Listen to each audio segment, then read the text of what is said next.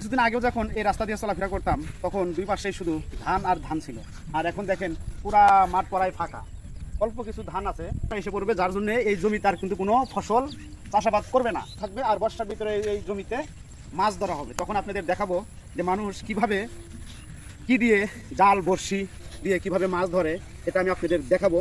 আর বন্ধুরা, একটা কথা কি, অনলাইন প্ল্যাটফর্মে একে অপরের পাশে যদি না দাঁড়ান তাহলে কখনোই আপনি সাফল্য অর্জন করতে পারবেন না। তাই আসুন আমরা একে অপরের পাশে দাঁড়াই, সবাই সবাইকে হেল্প করি, তাহলেই কিন্তু সাফল্য আসবে এই অনলাইন প্ল্যাটফর্ম থেকে। তো বন্ধুরা, চলো দেখি পেজটিকে যারা ফলো করেনি তারা ফলো করে দিবেন।